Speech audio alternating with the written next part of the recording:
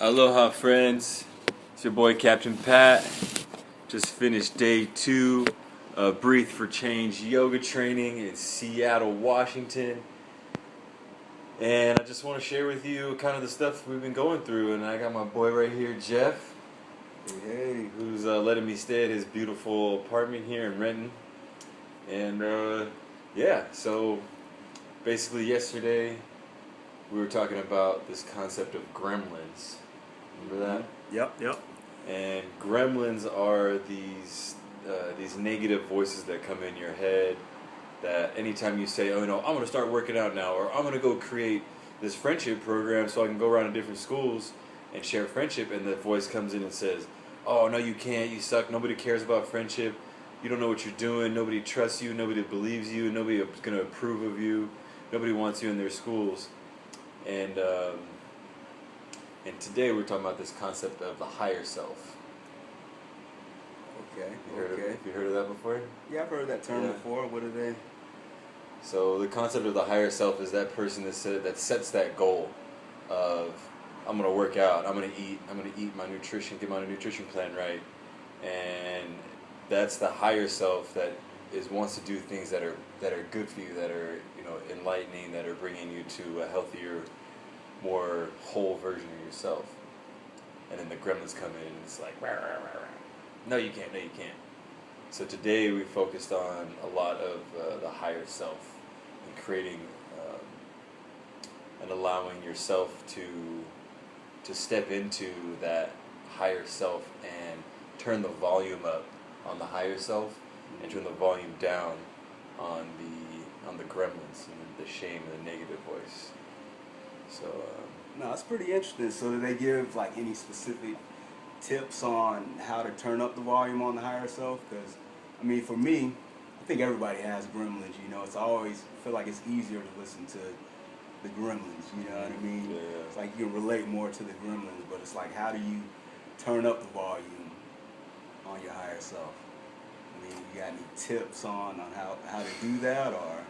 Yeah. So today we did a visualization meditation. So one of our leaders, Talia, she led us through like a 12-minute visualization of our higher self, and basically talked us through putting, close our eyes. It was like a meditation, and she just guided us through different scenarios and saying, and open-ended. So it was like, imagine you're in, you're stepping into your higher self, and what does that feel like, and imagining yourself completing that goal already, and visualizing yourself in an environment that is full of support.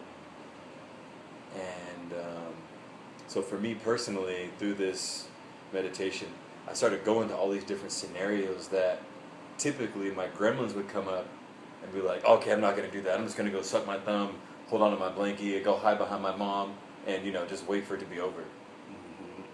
But instead, my gremlin was taking me on this tour of these different scenarios, and the only option that I knew that I could do was to step into doing and completing that. So whether it was hosting yoga in the park like I was talking about I want to do here, or whether it was going up and befriending somebody, whether sometimes I don't go up to people because I find them attractive, and then I don't want to talk to them because I find them attractive. And it's like, whoa, that's not friendship. And it's not even like I'm trying to get with them, but it's just, I just have this, like, something holding you back. Yeah, a little gremlin holding me back, like, oh, this motherfucker don't want to talk to you, this girl doesn't want to talk to you. And I'm just like, dang, that's not friendship. And then I have the same thing comes up, like, racially. Like, sometimes I think, oh, this person would talk to me because I'm just this big brown guy with this weird hair, and I got this body paint all over me, and I just feel like people don't want to talk to me just because it's the way I look, but then that's actually me judging myself.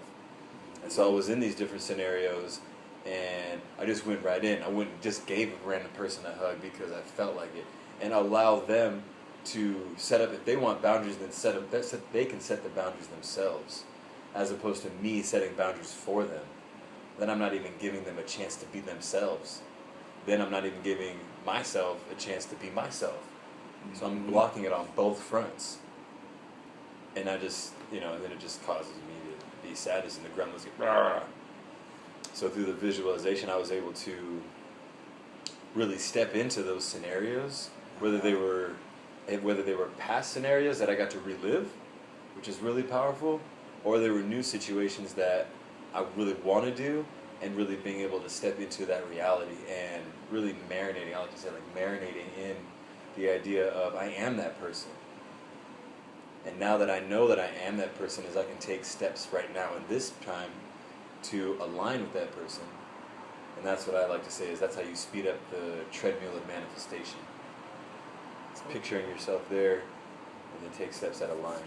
That's kind of interesting. I remember when you brought it up to me yesterday, the whole gremlin concept, and then I told you, I was like, yes, the voices too, but then it's also the visual. It's like you can see yourself, you want to do something, but then you see yourself like failing at doing it, or just kind of, oh, this person won't like you, or this, that, and other. So it's interesting that they teach you to reach your higher self. You got to actually picture yourself doing that and, gaining acceptance, or just really putting yourself out there. So I think that's pretty interesting, man. Yeah, it is. And then another thing that actually kind of aligns with that is like the gremlins and the higher self is the gremlins also has to do with, with our past traumas. Mm-hmm. From going through that, and it didn't work out the way we wanted, so it's like, I'm not going back down that road. And your gremlins is what keeps you from going back down that road. Your higher self is protected and strong and confident, is going to go for it. And so we were talking about in anatomy, is how your trauma gets stored in different parts of your body.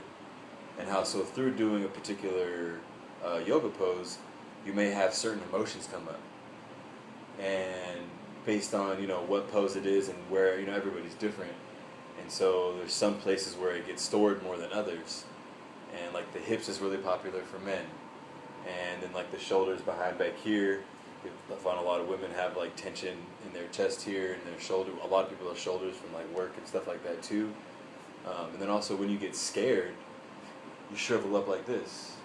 So a lot of it comes into here. A lot of trauma gets stored in here. And so when you go over to that scenario where the gremlins start talking, that tension starts to build, and then you gotta relax your shoulders, breathe into your belly, and figure out, move forward and not let the gremlins and the pain that they're bringing up, because your body doesn't really know the difference. Your mind goes wherever, and then your body doesn't know the difference between whether you actually experience that with the physical body or your mind just took you through it. So those gremlins can actually make you relive those scenarios that happened in the past, or the scenarios that you're afraid of happening again in the future. So your body actually reacts to it. It's kind of like a dream. Like your body doesn't really know the difference between a dream and reality. If there's a scary dream, you're gonna feel like you're gonna absorb it into those muscles, into your body. So, yeah. So is it one of those things that you want to kind of notice when you see that your gremlins are coming up? You kind of want to notice where the tension is in your body, and once you notice that it's there, you can kind of focus in on it and just kind of breathe in, breathe out, and then just kind of let it go. Exactly. For me, one of the personal strategies that I have, excuse me, is when you understand what it feels like to feel good and to be aligned with your higher self, and not to have that stress and not to have that anxiety of those gremlins talking to you, and you're totally at peace, nothing but positive higher self speaking to you. And then when someone comes at you, like say I'm starting my friendship program, and someone says like, oh man, friendship, that's like, people don't really care about that. Like, how are you going to market that to schools? Like, that's not, you can't sell that to schools. It's taking a second, and as you were saying, like kind of notice where it comes up in your body. And for me, it's really important to just like, once that happens, is just sit there and take a breath. And within that first inhale, exhale, I can kind of see where that's coming up. A lot of times it just goes right to my heart, especially when it comes to friendship. And it's just like, whoa, that hurts my heart. Like heartbreak, that's like a real thing. You feel that pressure in there, and it's just like, oh man, but I really care about that. Or something that comes up in relationships. You bring something up with, somebody that you like, whether it's a friendship or intimate partner relationship, and you're bringing up something that's really sensitive to you, and they just totally, totally dismiss your feelings. And it's like, ooh. So I feel it in my heart a lot. I feel it in my stomach, and then oftentimes I'll feel it in my throat because I don't feel like I can share. I can't share how you made me feel. And so really witnessing where that comes up, and sometimes it'll take a day. Sometimes my throat will be like tight for a day. Oh wow. And I'm like, what's going on? And then I'll realize, okay, this is what's going on, and then I go to that person and share it with them. Or let me not to that person, but just go journal it out. Yeah, get it out of your system somehow. Or go tell somebody else. That's like where venting comes in really big. You don't necessarily need to go address that person, but really being able to speak into those gremlins. And when you talk about the gremlins, it's actually taking the power away from it. Because you're owning it. It's like, you speak it, you recognize that's not me. Yeah.